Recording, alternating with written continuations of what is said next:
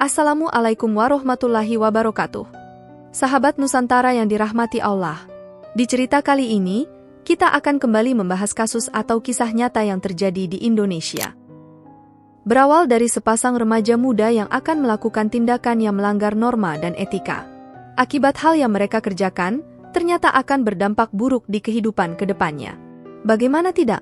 Mereka melakukan hubungan terlarang yang berujung pada wafatnya salah satu dari mereka.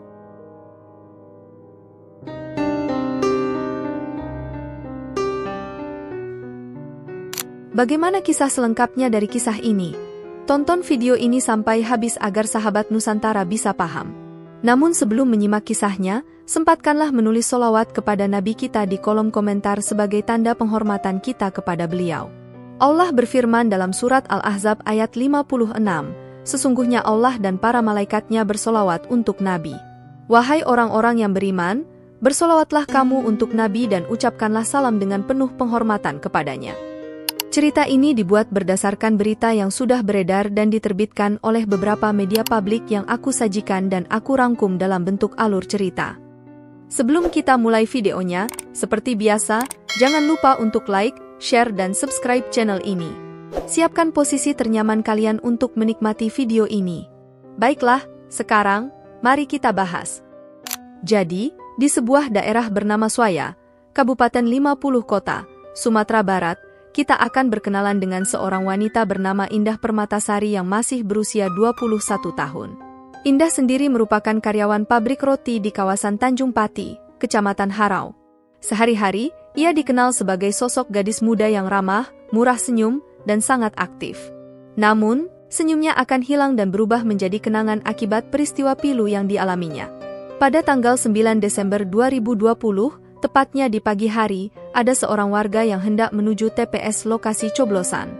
Ia kaget melihat seorang wanita tidak berdaya, tidak jauh dari sebuah pondok, dengan posisi tubuh yang tidak wajar. Atas penemuan itu, warga tersebut langsung mencari bantuan. Saat pihak kepolisian datang, segera dilakukan penyelidikan lebih lanjut. Tapi sayangnya, tidak ditemukan jejak satupun, sehingga saat itu pihak kepolisian cukup sulit untuk mengetahui identitas korban. Kemudian, wanita itu dibawa ke rumah sakit terdekat untuk pemeriksaan lebih lanjut. Dari hasilnya, ditemukan luka pada bagian bawah dan dalamnya. Kemudian, ditemukanlah titik terang tentang identitas wanita malang tersebut, yang tak lain adalah Indah Permatasari. Petugas kepolisian segera mengabari keluarganya, yang jelas merasa sangat terpukul karena memang sedang mencari putri mereka yang tak kunjung pulang. Setelah mengetahui keluarga korban, tim penyidik pun menggali informasi dari keterangan saksi, keluarga, dan media sosial korban, hingga polisi mencurigai seorang pria sebagai terduga pelaku, yaitu seorang pria bernama Ali Mustard yang masih berusia 19 tahun. Dari informasi yang dirangkum, Ali ditangkap di sebuah rumah makan di daerah Bukit Tinggi. Ali langsung merasa kaget ketika pihak berwajib mendatangi tempat kerjanya di Bukit Tinggi. Saat itu, Ali berkelit menjawab pertanyaan dari petugas. Akhirnya, ia pun diamankan untuk pemeriksaan. Namun, di perjalanan ke kantor kepolisian, dia langsung mengakui perbuatannya yang telah mewafatkan sang kekasih. Dari sinilah ia mulai menceritakan bagaimana semua itu terjadi pada Indah. Awalnya, mereka berkenalan lewat media sosial dan berujung terpikat satu sama lain, lalu memutuskan untuk berpacaran. Hubungan tersebut berjalan selama 3 bulan lamanya, yang mana ternyata mereka tidak pernah bertemu secara langsung, mengingat jarak tempat tinggalnya cukup jauh.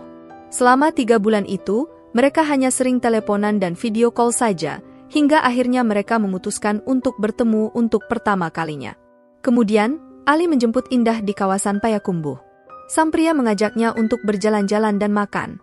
Rupanya, sobat, pertemuan pertama kali ini sempat membuat korban tidak percaya diri dan malu-malu, namun tidak dengan Ali. Ternyata, dia mengharap sesuatu yang lebih dari pertemuan tersebut. Lantas, ia mengajak Indah ke kawasan Buang dan menuju ke pondok di tengah perkebunan. Saat itu, hari sudah malam. Mereka terlena bermesraan di sana sambil mengobrol. Mulailah muncul nafsu tidak pantas dari Ali yang ingin mengajak sang pacar untuk melakukannya. Jelas, Indah Permatasari merasa heran dan menolak ajakan kekasih barunya itu, serta sempat melakukan perlawanan. Namun, pria aneh itu tetap ingin melakukannya. Karena merasa dalam kondisi yang sudah tidak aman, Indah pun mulai berteriak.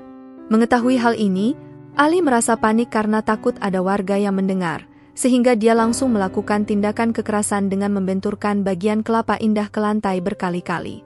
Tidak sampai di situ, melihat Indah yang masih bernapas, Ali tetap melanjutkan perbuatannya yang berujung pada wafatnya gadis cantik tersebut. Setelah memastikan Indah tiada, Ali malah melakukan tindakan yang melanggar norma dan etika dengan tubuh Indah dalam keadaan tidak wajar. Setelah melepas hasratnya, pelaku membawanya ke ladang ubi yang tidak jauh dari pondok tersebut. Setelah itu, barulah ia pergi. Hingga akhirnya, ia pun ditangkap oleh pihak berwajib pada tanggal 12 Desember 2020, atau tepatnya 10 hari sesudah kejadian. Sebenarnya, Ali mengaku hanya 1 kali melakukannya bersama Indah. Namun, dari hasil pemeriksaan ditemukan hal yang tidak wajar, sobat, di bagian belakang dan bagian bawah tubuh korban. Rekonstruksi kejadian dilaksanakan pada tanggal 19 Januari 2021, atau tepatnya sebulan setelah penangkapan pelaku. Tentu, proses reka ulang ini menjadi perhatian warga. Oleh sebab itu, pengawalan ekstra dari pihak berwajib dilakukan. Mereka yang berkepentingan untuk melihat diwajibkan memakai masker. Ali pernah ke sana bersama temannya untuk menunggu durian. Entah maksudnya menunggu durian jatuh atau tumbuh, namun yang jelas, Ali dan temannya sering pergi ke sana. Atas perbuatannya, pelaku pun dijerat hukuman 15 tahun penjara.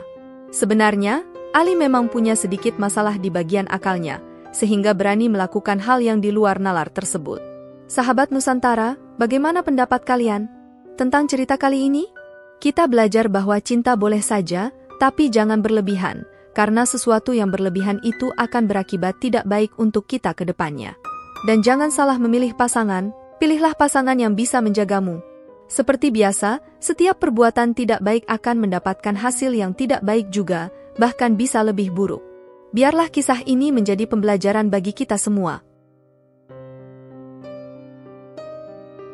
Baiklah sahabat Nusantara, terima kasih sudah menonton video ini sampai habis dan sampai berjumpa di kisah-kisah menarik lainnya.